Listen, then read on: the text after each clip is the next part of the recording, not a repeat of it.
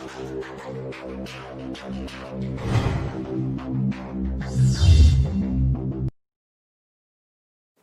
students, today we are discussing some basics of chemical bonding, and the first topic is your Lewis dot structure. Basically, the Lewis dot structure or electron dot structure are the diagrams which show the bonding between the atoms of a molecule and the lone pair of the electrons that may exist in the molecule. Now the thing is, these Lewis dot structures, they will show you the valential electrons, because generally we use the valential electrons here, right? Now the thing is that we will show you some dots or line. We will use some dot or line to show the electrons, right, between two atoms. Now I will tell you how to draw the Lewis dot structure for the molecules. For that I will take some simple molecules. So first molecule I am taking, that is your chlorine molecule, and by this formula we know this, we are having two chlorine atoms. For chlorine atoms, we know this, the atomic number is 17, electronic distribution is 287 in the KLM shell. So this M shell, this is your outermost shell, this is having 7 electrons. Now the thing is that each atom tends to have 8 electrons in the outermost shell. That is your octet rule. Octet rule says that for the main group elements, means for the S block and P block elements, they tend to bond in such a way that each atom should contain 8 electrons in the outermost shell.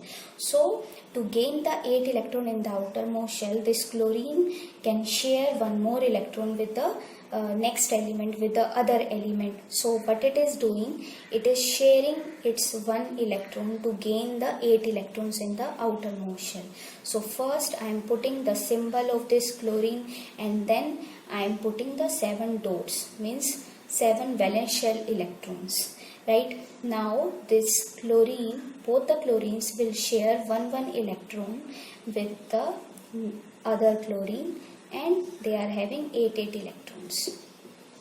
So that was the purpose of the Lewis dot structure, that was the purpose of octet rule, means each atom should contain 8 electrons, right? So first we are putting the symbol of the element, then we are putting the number of dots that is equal to the valence shell electron, and then they are sharing the appropriate number of electrons to gain the nearest noble gas configuration, means 8 electrons in the outermost shell, right? One more example I am taking. Suppose I am taking the H2O, that is your water molecule.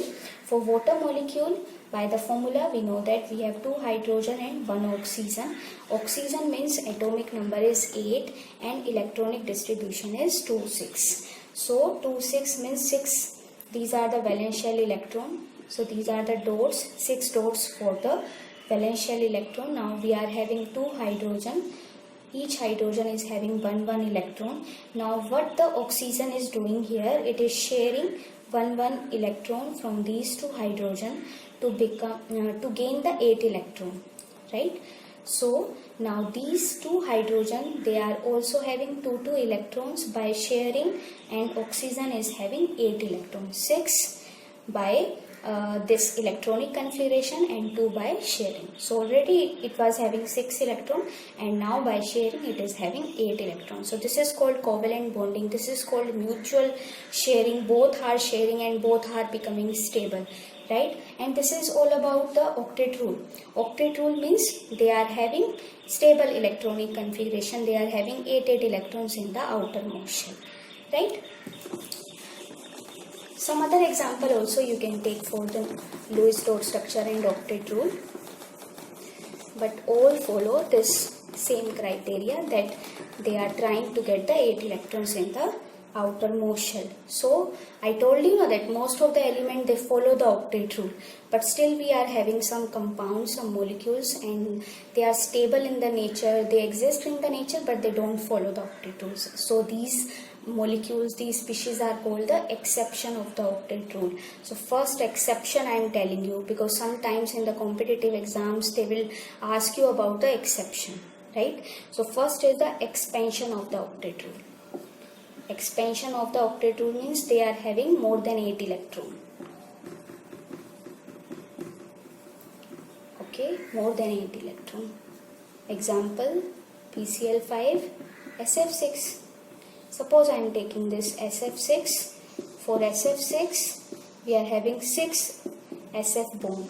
For each bond, we are having 2 electrons, and here sulfur is having 12 electrons. 6 into 2. 6 bond, and each bond is having 2 electrons. So we are having 12 electrons. This is not according to the octet rule because it is more than 8 electrons. But it exists in nature and it is stable molecule. Then next is contraction of the octet rule. Contraction of the octet rule. Contraction means less than 8 electron. So examples are like BeF2, BF3, AlCl3. They are not having 8 electrons in the outermost shell. Suppose you are taking this example BF3. So here boron is having 3 bond, right? And each bond is having 2 electrons. So 6 electron, right? This should not be stable, but this is stable molecule, right? Next I am telling you the compounds of noble gases. See, we know that the noble gases, they should not make any bond. They should not form any compound. Okay, but still we are having some compounds of noble gases like xenon and krypton. XCF6, KrF2. These are the compounds that these will be called as exception. And next I am telling you that we have some odd electron molecules also, odd electron species.